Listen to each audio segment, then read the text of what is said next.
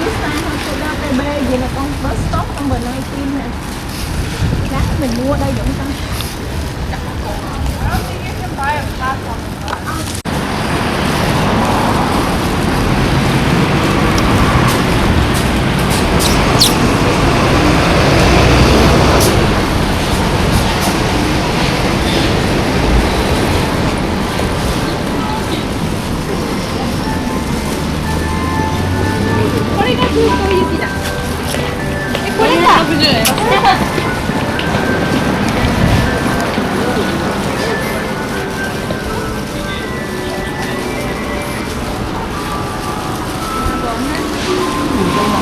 Vô đi, vô coi đi con.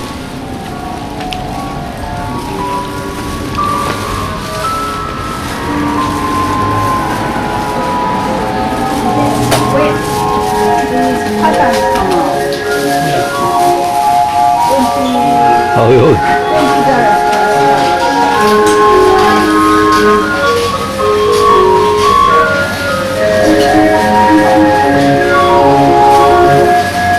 Làm gì con? Gì vậy?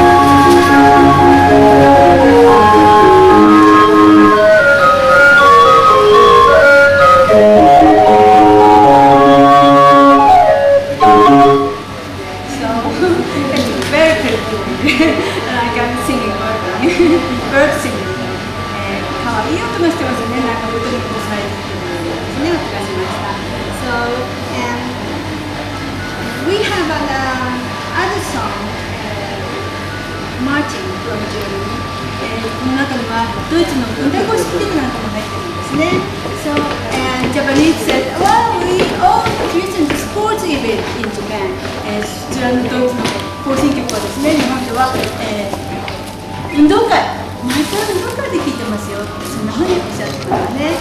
And then nice lady from Japanese person, she used to be living in Berlin, not Berlin, Belgium.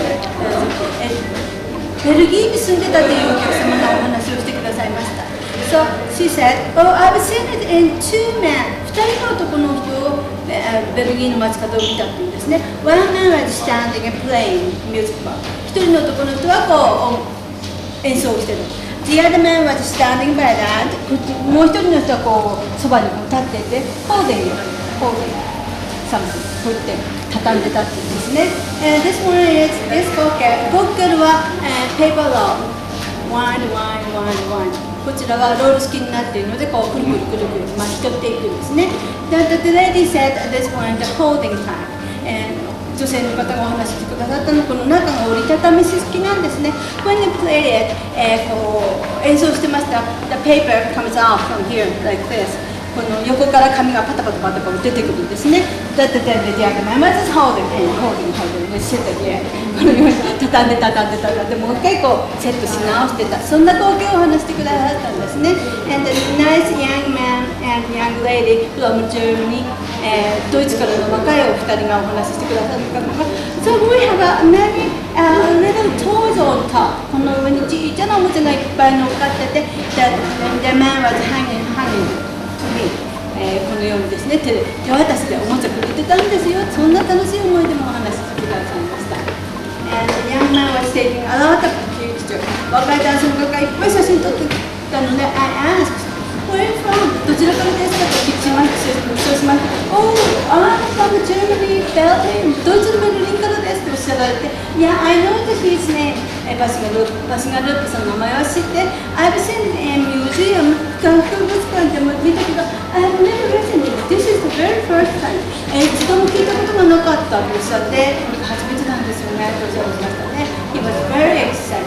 とっても興奮していっぱい写真撮って帰ってきたんですね。1859年、函館、横浜、長崎、オープンドポート。1859年、横浜、長崎、函館は開港いたしました。Next year、次の年ですが、1860、we got record of 記録のサンタにありますが、we got bread, coffee beans, パンとコーヒー豆、and music box、14 music box、14個のオルゴールですね、オルゴールをこう届いてたんですね。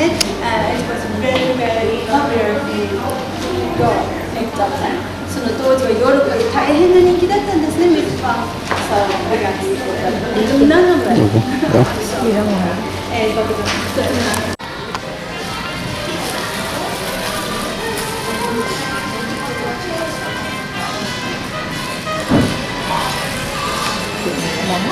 Giết này là cái bộ 40 mấy đồng luôn.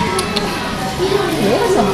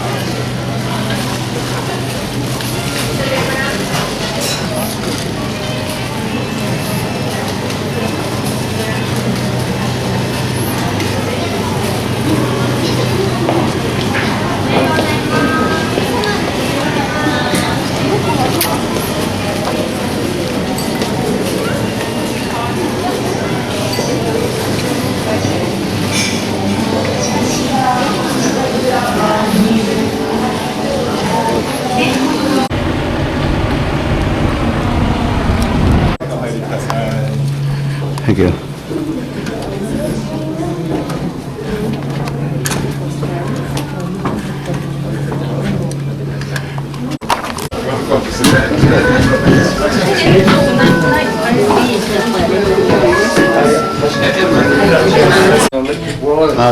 Ông này bác quay nha là vẫn có người nè.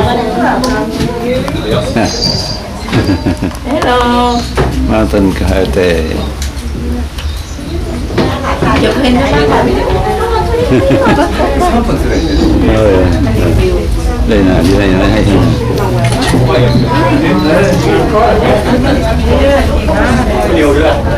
Mountain Karate.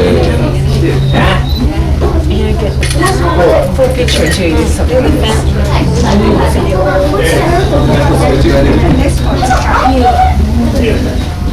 Now we'll say mouth. Up here probably.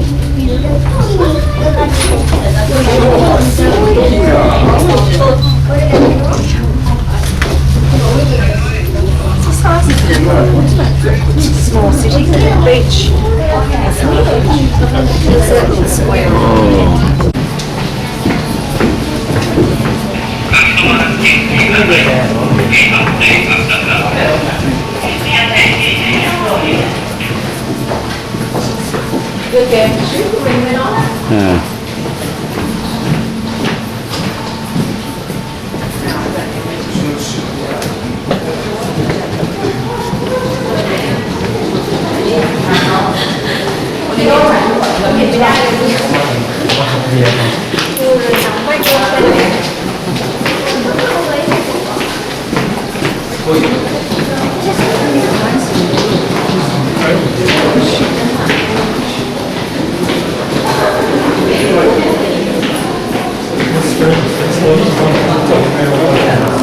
That's there.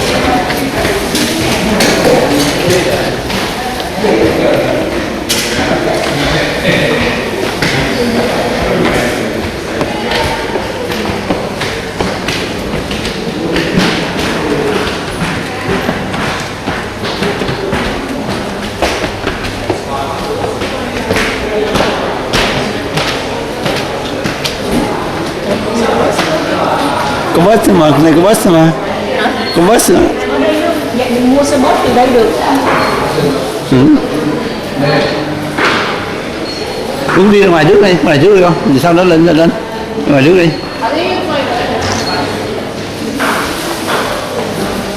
Because for sure the ticket presentation. Này là cái chữ này nè, ra đằng sau cái chữ này nè con. There we go. It's so clear today. Yeah, very nice. Yeah, it's Very nice, beautiful. Otherwise we can. Yeah, I'm glad I come here to see it. Chụp không con? Chụp đi.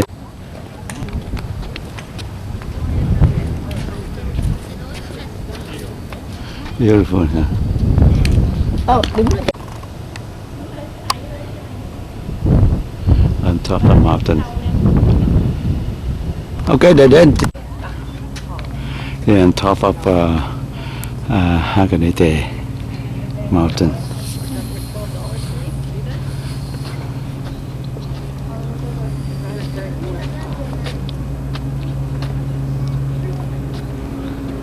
Ồ, chỗ này đẹp nè, đẹp quá chỗ này nè. Anande Mountain. Ship there. Cái chua mình nó giống mình đi lên đây mới đi chọn là 100 lít đó.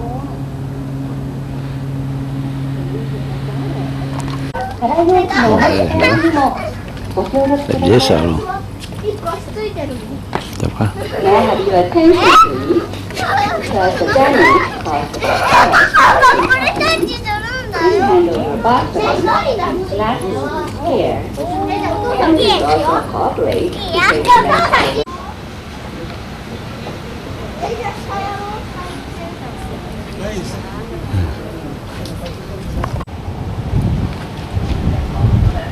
Yeah. Nie próbowaliście. No widzicie. Tam masz proszę. Siła nie trzeba.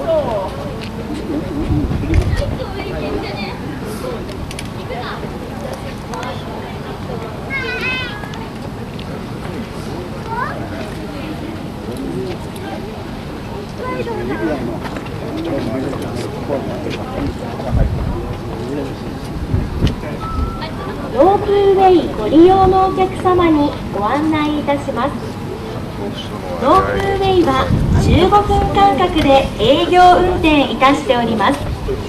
まもなく出発となります。お乗りのお客様は1階ロープウェイ乗り場までお越しください。なお、下りロープウェイの改札は地元の山麓駅で行います。乗車券をお持ちでないお客様はあらかじめご用意の上ご乗車ください。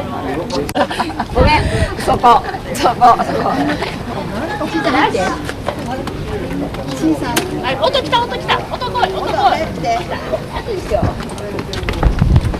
い、音入って。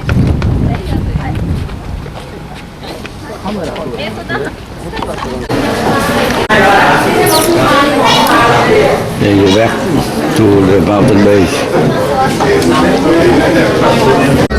左手の海は北海道の玄関都市として栄えた函館港。右手の海はイカやマグロの漁場として有名な津軽海峡でございます。この海峡を挟み向かい側には青森県の下北半島がご覧いただけます。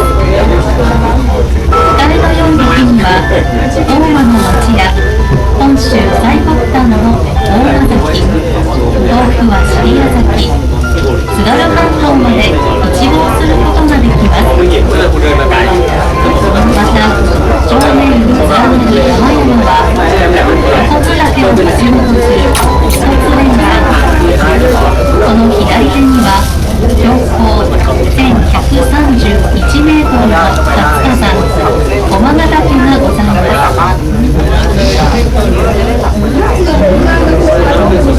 お客様にご案内いたします。山麓駅降車口にて改札いたしますので乗車券をご用意くださいませ。まもなく山麓駅に到着いたします。折口は進行方向に向かいまして左側です。お降りの際はお足元にご注意くださいませ。本日はご利用いただきまして誠にありがとうございました。各位旅客请注意，山路站将进行检票，请准备好您的乘车券。即将到达山路站，请在前方左侧下车。下车时请小心脚下。感谢您搭乘本次缆车。 손님 여러분께 안내 말씀드리겠습니다. 승차권을 준비해 주십시오. 곧 승강역에 도착하겠습니다. 내리시는 진행 방향 왼쪽입니다. 현재 시에는 발밑을 조심해 주시기 바랍니다. 오늘은 저희 로컬을 이용해 주셔서 대단히 감사합니다. Attention all passengers. Your tickets will be checked at the exit of Mountain Bay Station. Please have your tickets ready. We will soon be arriving at the Mountain Bay Station. Ngoài phim của không machine này.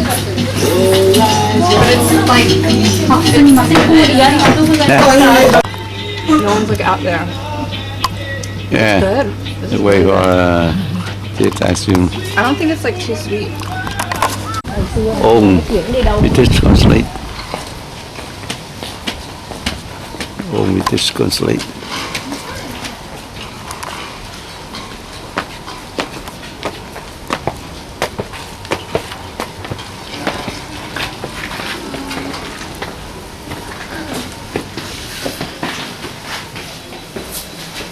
Tea house. 300 parasol.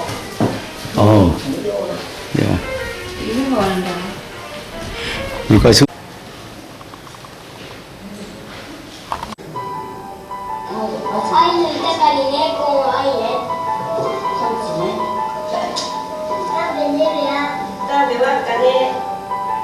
アイヌ民族にはもちろん日本語とも違うアイヌ語という独自の言葉があります。アイヌ民族には独自の習慣や習わしがあり伝えられています。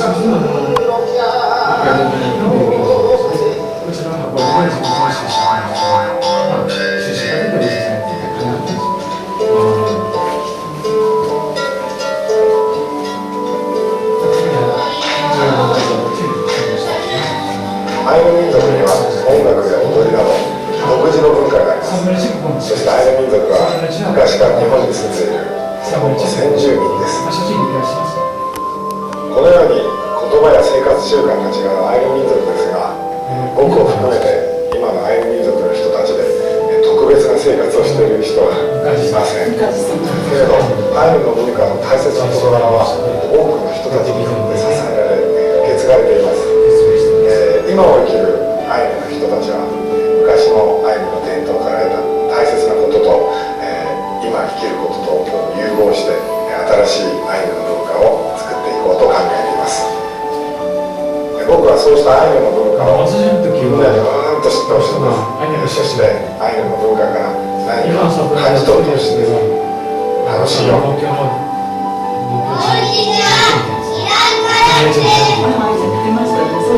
の昔、自然と共に暮らしてきたアイヌの人たち。独自の文化は今も生かされています。さあ、会いに行きましょう。アイヌ文化にイランカラフテー。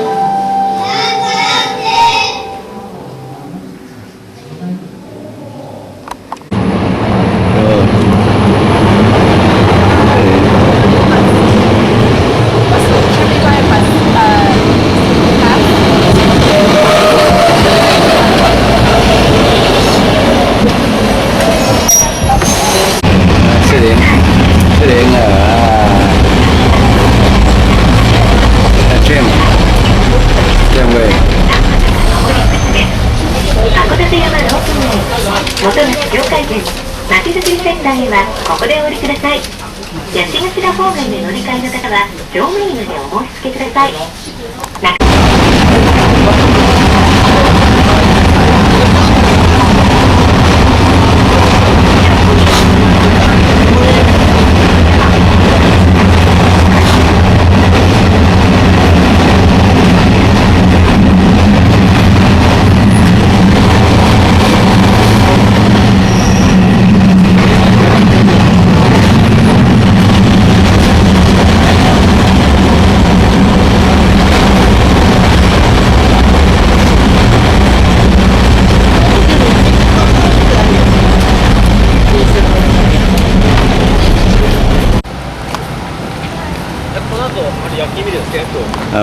今どうする動きか今見てない。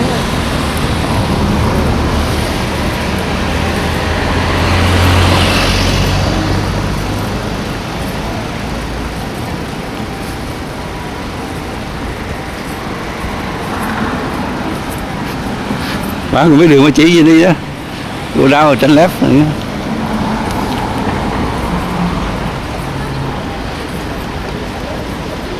Hùng nó có 10.000 cái cây cherry blossom á. Ở đâu? Đây hả? Ở đâu đây? Không gọi là không biết là chỗ nào sang chỗ này không nghe.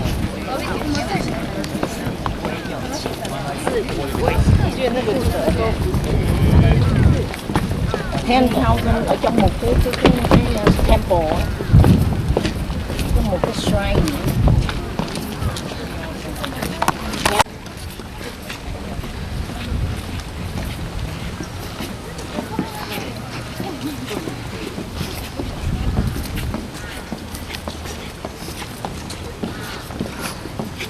왔다고 뭐가 써놨는데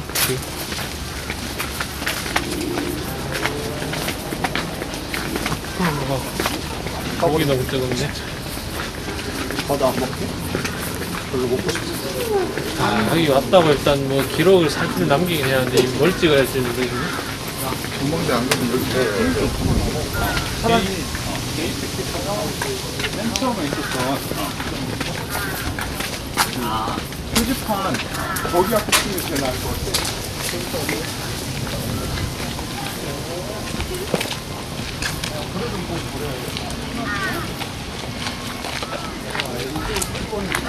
올라와 있는데 gì 5 đồng một kimono đó. kim đô.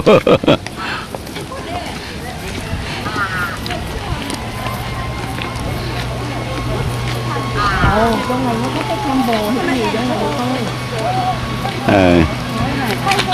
thôi. Cái slide nó có kim bươm kìa, cái slide. Đúng rồi, có cái đó là slide. Cái slide nó nhỏ là rồi kìa không?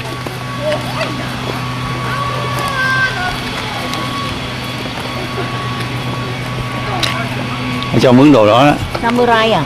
Sao samurai á? Thôi. Cái samurai ghê.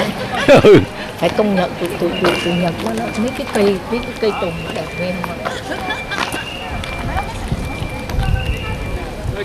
Cái này người dân tộc của nó. Anh đang làm gì?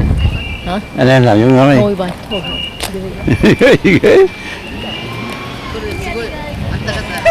ずっと笑える写真だわ。サインが両手だから問題。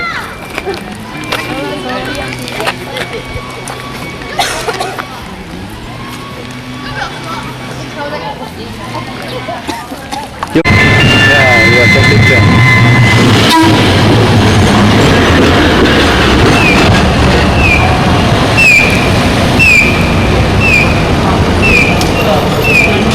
Go to Akima Hot Spring.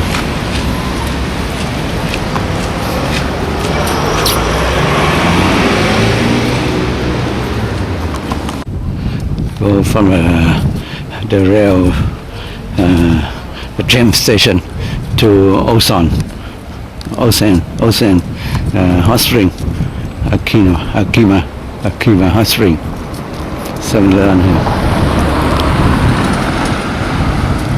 Tea room now.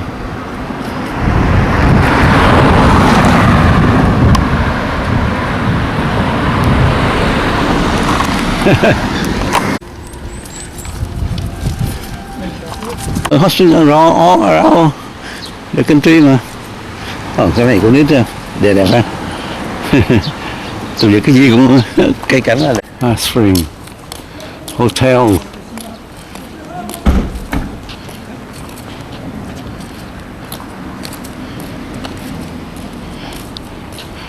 The Benso.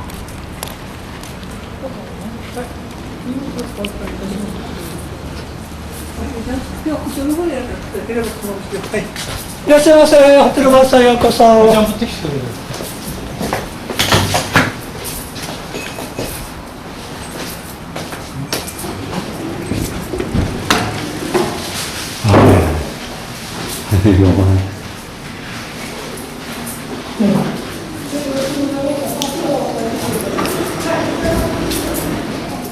That's right.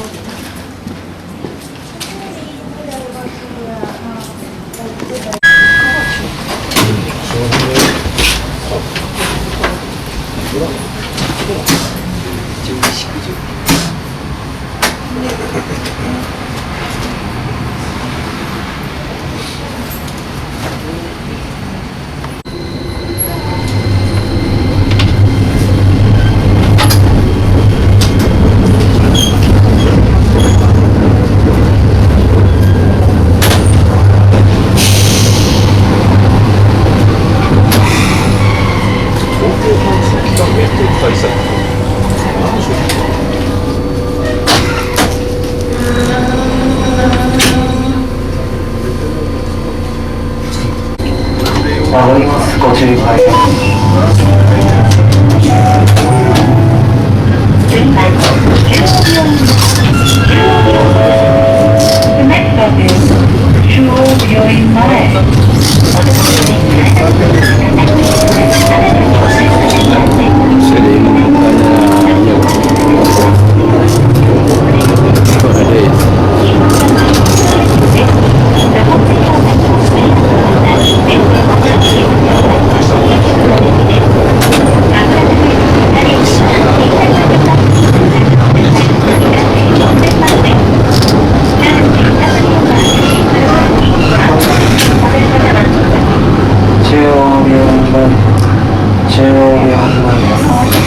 Please be sure you have all your belongings with you. The next stop is Yoga.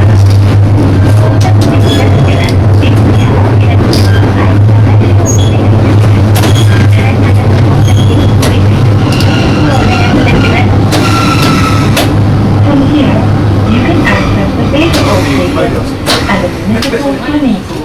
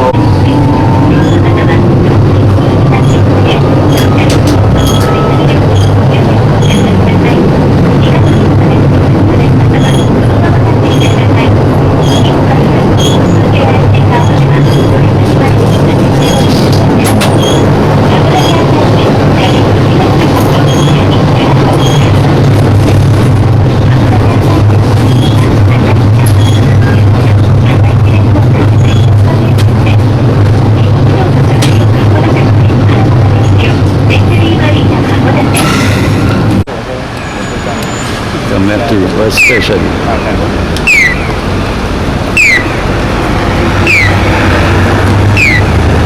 Bởi vì chủ nhật đó nó mà không kỷ luật đó là tụi nó học loạt nhân dân nó đông mà đất nó ít đó. Nhưng mà cái nó rất là moro, nó thích gì đó. Đi mình càng đi dress đâu chứ nào nhiều mình càng thấy thì nó hay. Đây Cái chỗ này là nó là cây mới của con hai tuyết. Ngay cả cái ông công thì không bảo không có tuyết.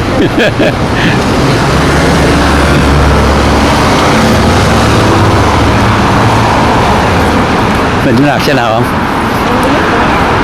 Này xuống. Đâu chứ nào?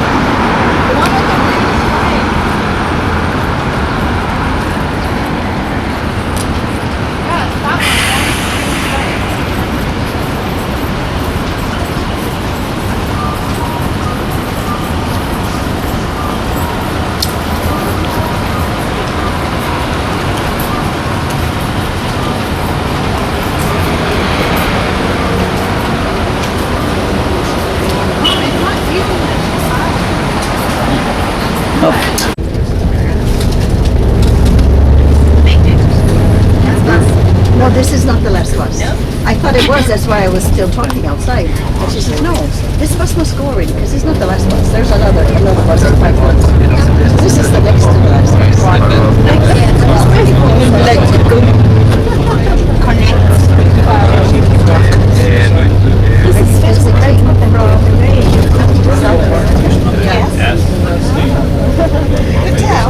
Oh, well, I've traveled a lot. It's fine.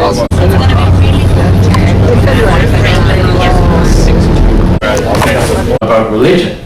And I think the most important point is that the basis for the Japanese morality probably does not come from religion. So if they do the morality of Japanese people, it comes from their culture. It's basically secular. People don't have a notion of sin. They don't have a notion of an angry God who will punish them if they behave badly. Their morality comes from things like their family honor, loyalty, hierarchy, and frugality. And these are notions that somewhat can be said to come from Confucianism. Confucianism is a Chinese philosophy. It's not really a religion, it's a philosophy. It's a way of living your life. And so I talked before about how important the collectivism is in Japan.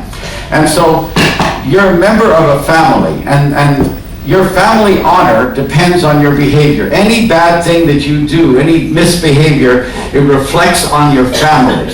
And also to be a loyal member of your family and to uphold the honor of your family, you need to behave in ways that are not harmful to others, which would be generally seen as moral behavior. So it really, of course, there's an element of religious thought in the background, but people don't think of the afterlife very much. They don't think of God and the origin of life. All those religious things are really, for Japanese people, not something they need to think about very much. They did a survey, and they found that 40% of the people in Japan said that they did not have a religion. But the reality is that 80% of the people of Japan do pray and practice some form of spiritual practice, which is a religion. So when 40% said they did not have a religion, what they meant was, and the Japanese word for religion is shukyo, what they meant was they didn't belong as a formal member of any religious organization. That's what they meant. And so their religious practice was very, very informal.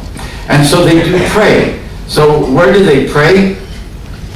Almost 80% of the people, actually 70% of the people in Japan, whether they say they're religious or not, on the first 2 or 3 days of the new year, participate in what's called Hatsumode, which is a temple visit or the shrine visit in the beginning of the year.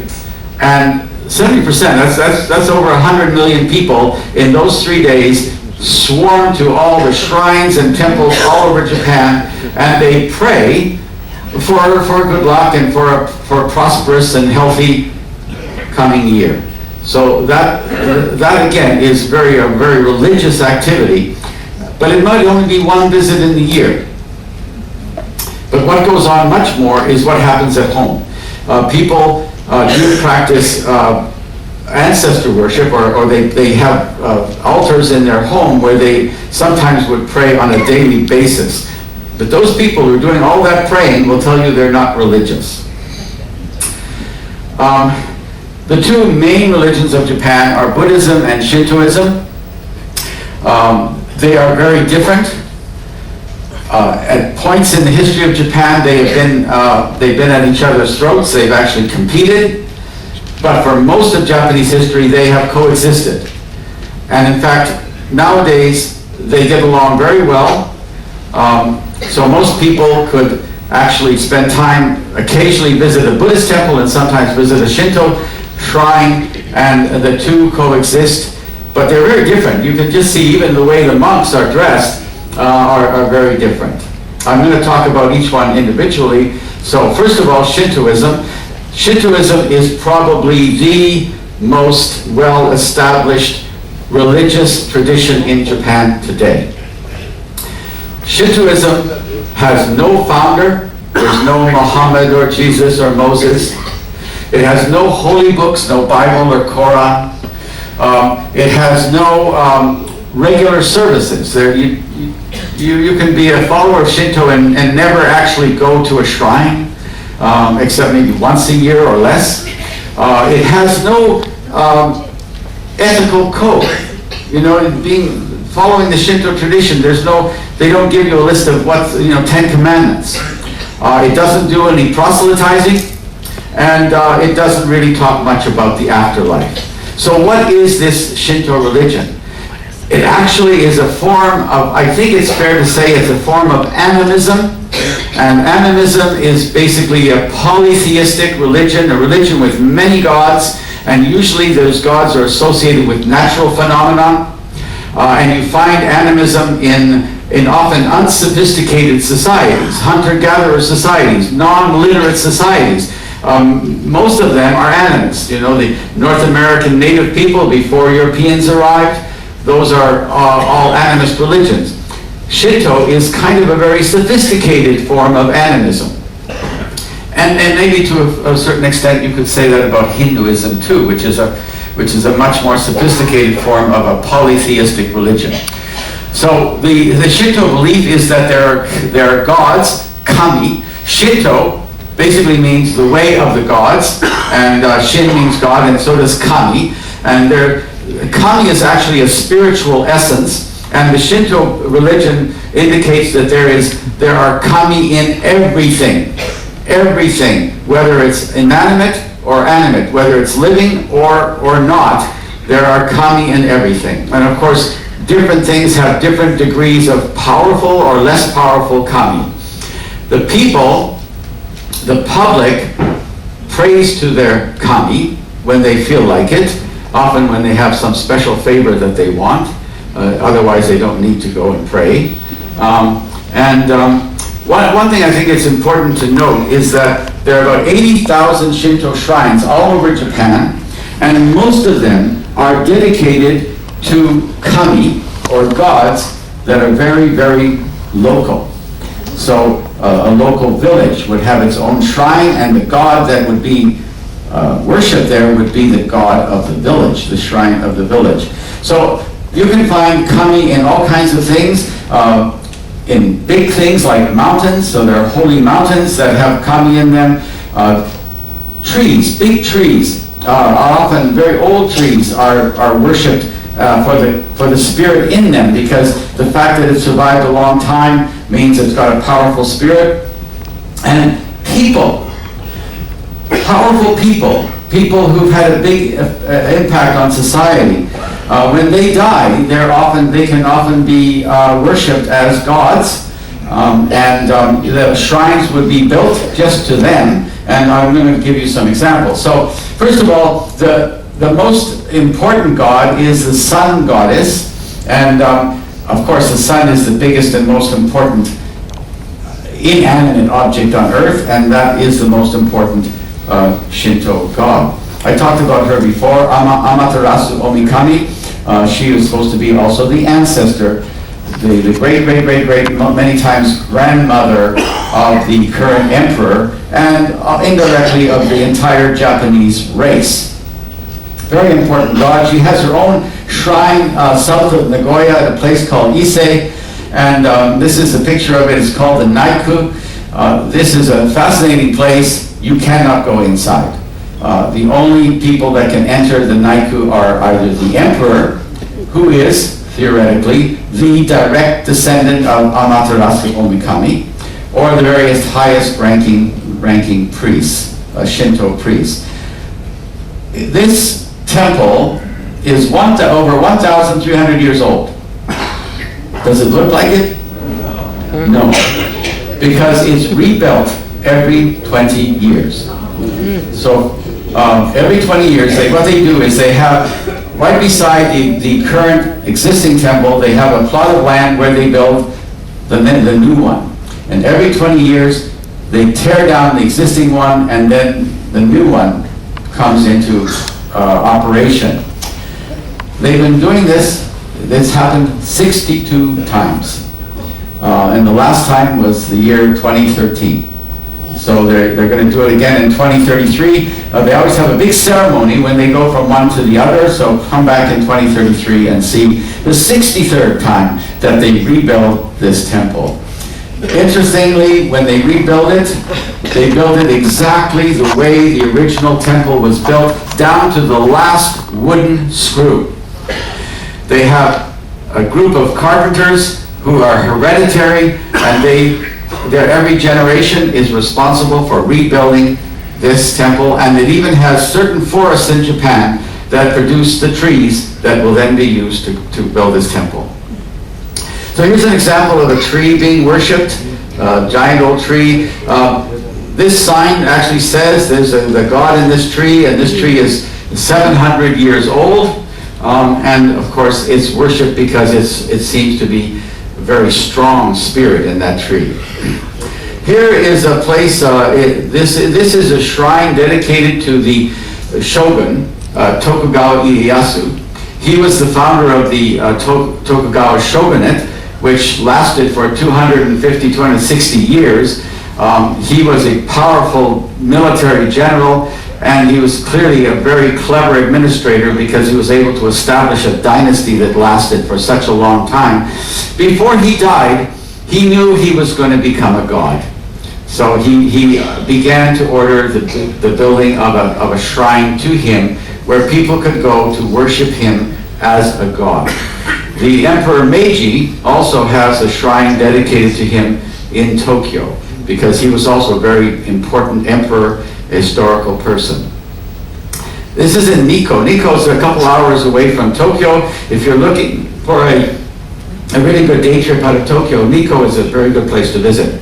Not that I'm expecting you to worship Tokugawa Ieyasu, but it's actually a beautiful, interesting temple that he has in the background here, plus it's a beautiful scenic location at Nikko. This is the Yasukuni Shrine, Yasukuni Jinja. It's very controversial. In this shrine, all of the Japanese war dead, all the people who died in wars of Japan, not only World War II, but previous wars, are enshrined here as kami, as gods. 24 million of them are enshrined here. But included in that 24 million are 12 Class A war criminals. 12 people that were executed as war criminals at the end of World War II. So they also have become gods. They also are there to be worshipped. So how do you feel about worshiping Class A war criminals? Well, that's very controversial, and this guy, current Prime Minister of Japan, Shinzo Abe, he thinks it's a good idea because he's extremely militaristic, and he has views of the war that are not necessarily even common in Japan. So Japanese Prime Ministers, not all of them go to the Yasukuni Shrine. But those who want to make a statement and who want to also get votes from the right wing and the militaristic people in the country, they go to Yasukuni Jinja. And whenever they go there, like here he is, being led by a Shinto priest, it causes a great deal of consternation in Korea and China, which were the countries that suffered the most from the Japanese aggression in World War II.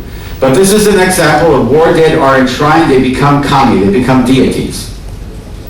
I mentioned before that people have somewhat of a responsibility to entertain and to show respect to the kami.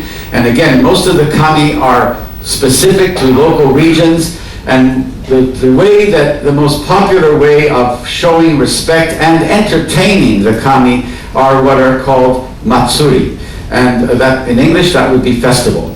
And all over Japan, somewhere in Japan, there's a festival going on, and these are very local things, and they're lots of fun, and everybody gets involved, and it's hardly really a religious practice. I don't think anyone is thinking about it as a religious thing, but everyone can get involved. They usually involve the parade of this carried on a pelican. This is Probably the god is enshrined inside there. Incidentally, I think it's important to note that in the Shinto religion, they don't have idols. They don't portray their gods in an anthropomorphic way or even as animal deities. So they often are just represented by perhaps a mirror or some strips of paper. But the god would be in there and they're carrying him on a procession through the streets. It's basically they're entertaining their god. But the reality is they are entertaining themselves because it's a lot of fun. Matsuri are a lot of fun. If you ever have a chance to go to one, foreigners are welcome to join in. You can even get involved with carrying this is called an omikoshi, and they're fun. Now, I've spent a lot of time in India, and I've seen in India as well, they entertain their gods by taking them in procession. And they walk around very much like this, taking the gods around to visit the neighborhood. So it's because there's similarities between Shinto and Hinduism because they're both polytheistic and they're both basically animistic religions. Just a few symbols of Shintoism.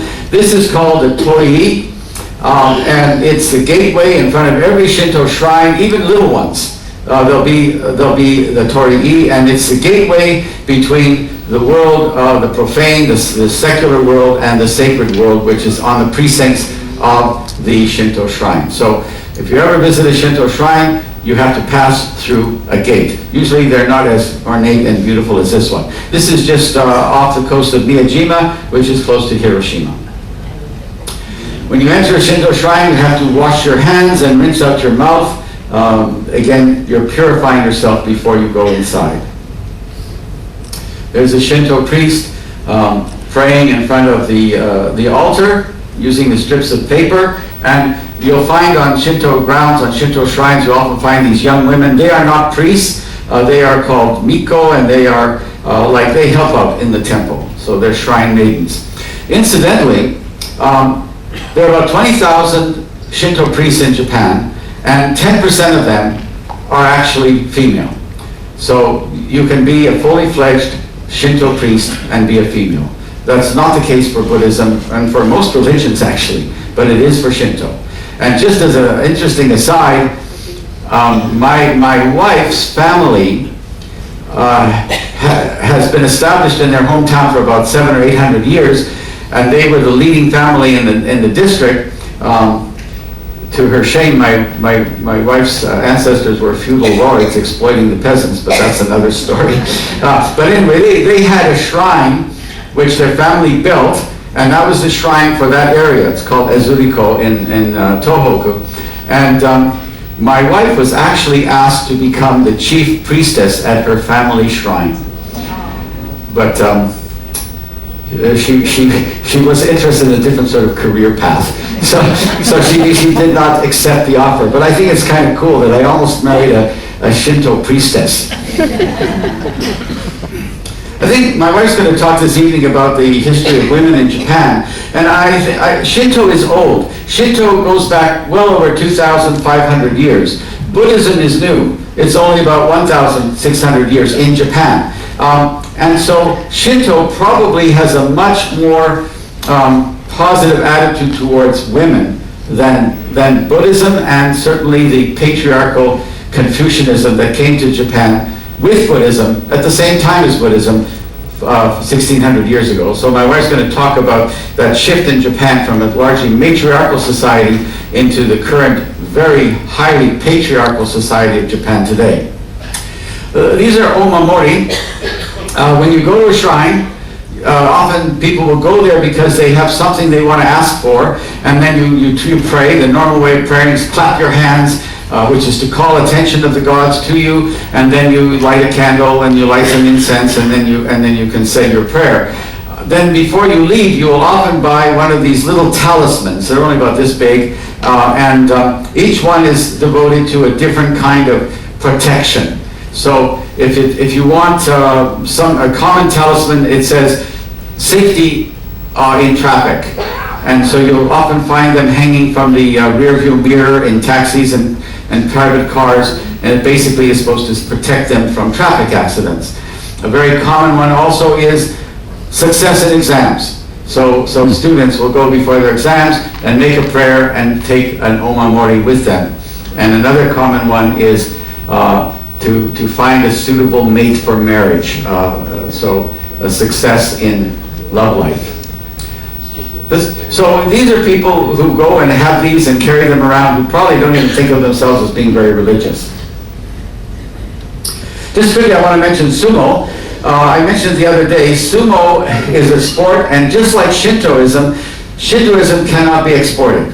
You know, the Japanese are heroes in terms of exporting all kinds of things to the world, and, you know, all kinds of things, not just cars and material things, but if you're a child in North America, you're probably watching on Saturday morning almost nothing but Japanese manga and anime. So there's all kinds of cultural things coming out of Japan. In Vancouver, I know in Canada, almost every street corner has a sushi bar.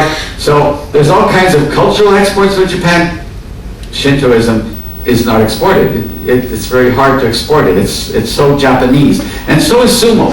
Sumo is essentially not exported. Sumo started as a ritual that was conducted on the grounds of Shinto shrines, and it was performed for the sake of the gods. Today, it's actually basically a sport, but it still has the symbols. The roof over the ring, the sumo ring, is it looks like the roof of a Shinto shrine. The referee is dressed like a Shinto priest. The fighters, they call them sumo tori. Before they enter the ring, they throw salt on the ring, which is a Shinto method of purification. All these things take place in sumo. And just as an aside, the largest sumo wrestler is a guy named Konishiki. And that's Konishiki. He's an American, of Samoan origin as well. And he entered the sumo. It's not easy to be successful in sumo. You really have to dedicate yourself to the sport. But he rose up to the second highest rank in sumo, which is called ozeki. And he threw his weight around, that's for sure. 625 pounds. I met him. Because he's an American citizen, he often would attend events hosted by the American Embassy in Tokyo. Just one last word on sumo. This woman is called an itako, and she's a shaman, and itako can only be found in one part of Japan, and we just sailed by it just probably early this morning. And that's in the northern end of the main island of Honshu. It's a peninsula called the Shimokita Peninsula. And on this peninsula, in the middle of the peninsula, there's this amazing volcanically active area, which is known by the Japanese as Osorezan, which means the mountain of fear. And it's supposed to be the gateway to hell, or the gateway to the afterlife. And so there, I've been there, and when you go there, you can find these women who are itako, and they're the only shamans that still exist in Japan. I think in the past there were many of them all over the country, but this is the only surviving remnant of shamanism in Japan. Now, itako, very interesting, they communicate with the dead. You can ask them that you want to speak with one of your departed ancestors, and they will summon them, and then they will facilitate a conversation between you and the departed ancestor. And the way it works is this. Itako are women that are born blind. When they're born, they're blind. So they would never be able to get a husband. So at some point in puberty, they are married. Officially, a marriage ceremony, they are married to a spirit husband. And then when they begin to work as an itako, someone would come and say, I'd like to talk with my departed father. And then she would tell her spirit husband to go to the spirit world and bring the person who is being summoned to her so that she can then communicate between him and the person who summoned him. That still survives in Japan. When I went there were long lineups of Japanese people waiting to meet with the itako. But it's rare. Let me jump now to Buddhism. So Buddhism is an extremely important religion in Japan. I should say this. The Shinto religion is obsessed with purity and horrified by pollution. So Shinto priests and Shinto shrines don't want to have anything to do with dead bodies.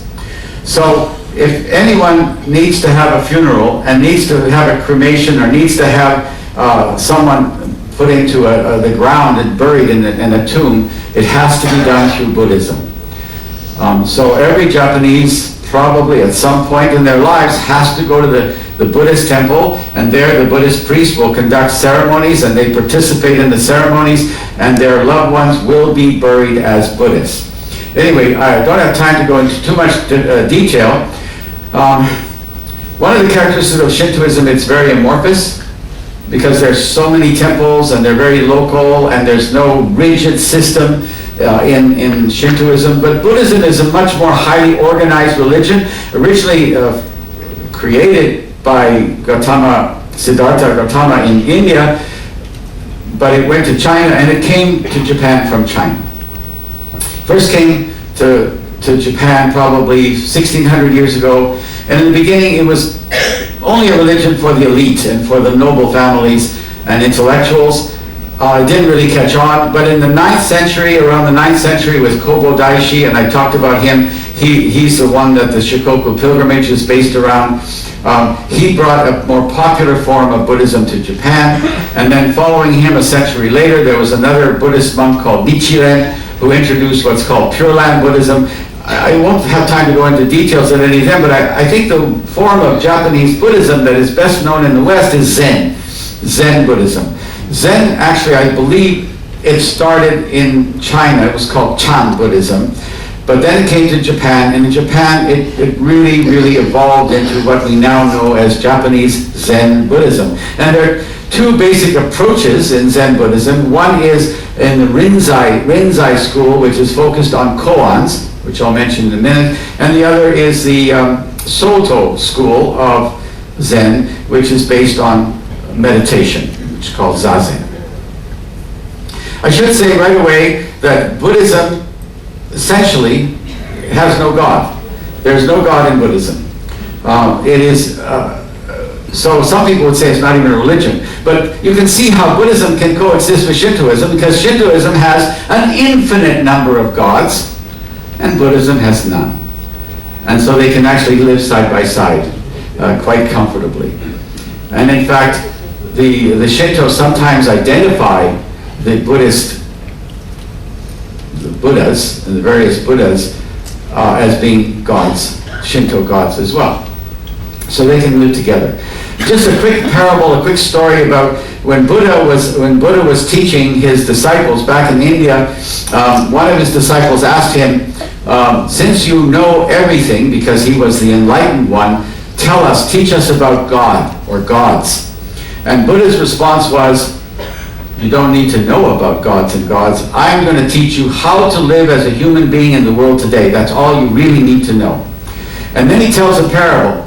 The Buddhist parable goes like this. A man is suddenly struck by an arrow, and he falls to the ground, and people run up to him and try to help him, to save him. And he says, wait a minute, before you do anything, I want to know who shot the arrow. What's his name? What village did he come from? What's his motivation? And Buddha said, how stupid is that? Because, first of all, you've got to take care of the arrow.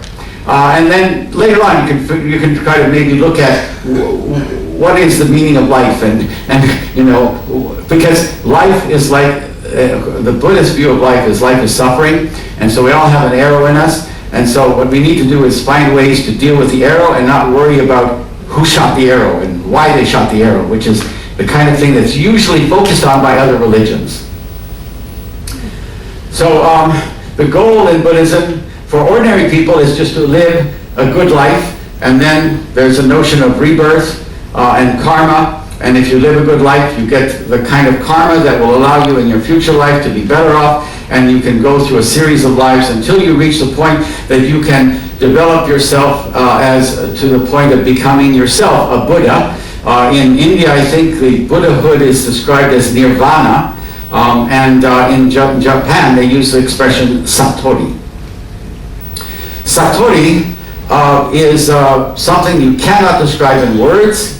It basically has to come from a an insight, a flash of insight. And if I try to put it in words, when people try to put it in words, they say it's something like overcoming the illusions that we all have and ingrained in us from birth. And what is the illusion? Basically, the illusion is that such a thing as being and non-being exist. That is or is not exists. This is an illusion. This is duality. And in fact, all of the fundamental truth of reality is that everything is one. But that's something you can't know from words. I used to teach courses in Vancouver on Asian religions and thought. And when I would teach about Satori, I would tell my students, I would tell them, I try to describe as best I could what it means. And then after I did that, I would tell them, your homework is go home and forget everything that I said. Because that's how it works. The whole idea is to literally unlearn what is in you, put into you as a child. That's Satori. So there's a Soto Zen, that's Zazen, that's seated meditation, that's walking meditation. And then the Rinzai Zen, they use koan. And a koan is basically a question, usually a question, which is completely ridiculous. And if you try to deal with it with a rational mind, you're just going to get a headache. You cannot answer it rationally. So what is the color of the wind? What is the sound of one hand clapping? What is a gateless gate? Think about it. That's your homework. Think about it. If you can actually find out what is behind that, then maybe you will achieve Buddhahood and enlightenment, Satori. But literally, monks will spend years contemplating these questions and hoping by using these questions to get beyond the intellectual, the rational part of their mind. Quickly, popular Buddhism has all kinds of gods, and just like all religions, there's an intellectual level and a popular level. So popular Buddhism does have a whole bunch of images and gods. And one that you find often are these Jizo. And Jizo are associated with children, and you find them everywhere, and they're actually more than anything associated with aborted fetuses. There's a lot of abortion in Japan, and many people feel bad about that, and they come and they decorate and provide toys and gifts to these Jizo, these images related to children. A lot of beautiful temples in Japan, so I better move on from Buddhism and talk about one very specific form of religion in Japan, which was very important for me because my hobby was spending time in the mountains and hiking and climbing, and I often encountered Yama-bushi, which literally means mountain warriors. And these are kind of like holy men that spend a lot of time in the mountains. It's a blend of Shintoism with its mountain worship and Buddhism, and they're always men. In fact, they particularly are active in mountains which are closed to women. There's still some in Japan which are closed to women, and they always dress like this, and they do really weird things like hanging off the cliffs as part of their religious activities. That's Shugendo, or the Yama-bushi. Now, ancestor worship. Actually, that's probably where most of the praying happens in Japan. That's where most of the religious activity, which would be defined as religious activity, takes place, and it usually takes place in the home. And the notion is that when someone has died, they have gone to a spirit world. They have become gods, kami, and they will return once a year during the Bon Festival, which was just 2 weeks ago when we were leaving Yokohama. It was the second or last day of Obon. And during the Bon Festival, it's understood that the spirits of the departed ancestors will come back, and families will gather at the tomb of the departed ancestors. Often it would be a family tomb, so there'd be many ancestors entombed in the same place, and they would have picnics. So actually, my wife's family and I, we actually had a picnic at the tomb of their family ancestors. We brought a bunch of food, we laid it out on the tomb, and we gave them a few minutes to eat their fill. And then whatever they didn't eat, then we ate. But we actually had a picnic on the site of the tomb. And that is basically a form of worship, ancestor worship. It relates back to this notion of the collective spirit, the uchi, the in-group that I talked about. And the most important in-group is your family and the extended family. And so when someone dies, they haven't completely abandoned their family. They're still part of your family. And it's understood that they can even be of some assistance to you in this life if you maintain good relations with all the members of your family, including those who have passed away. So in every home, virtually every home, you'll find this. It's called a butsudan. Butsu means Buddhism, and dan is like an altar. And that's where you actually go and do your normal family ancestor worship. Now, for example, again, my wife's family, her parents, her mother was generally someone who would describe herself as having no religion and not being religious. But when I come to her house, I notice that not every day, but almost every day, she comes to the butsudan that they have in the house, and she puts a little bowl of rice and maybe a few pieces of fruit, and she considers she's not religious. So this is ancestor worship. Probably is related to some philosophies like Confucianism, as I mentioned earlier. Most houses will also have a kamidana, and this one is devoted to the Shinto gods. So the butsudan is Buddhism, the kamidana is Shinto. In my wife's family home, there are both of them. And this is generally a non-religious family. Just quickly on Christianity, roughly 1%, maybe up to 2% of Japanese are Christians. There was a period in Japanese history when Christianity was very popular, but it was suppressed, brutally suppressed by the Tokugawa shogunate, and so there were martyrs. In fact, there were many Japanese who went to the death, including taking their children to die with them because of their loyalty to Christianity. So they were extremely sincere Christians. So many of them were martyred. They have even been recognized by the Catholic Church as saints. And many of them left the country, and some of them, of course, abandoned the religion. But there was a group called the Kakure Christian, which are those who for 250 years continued to be Christians secretly.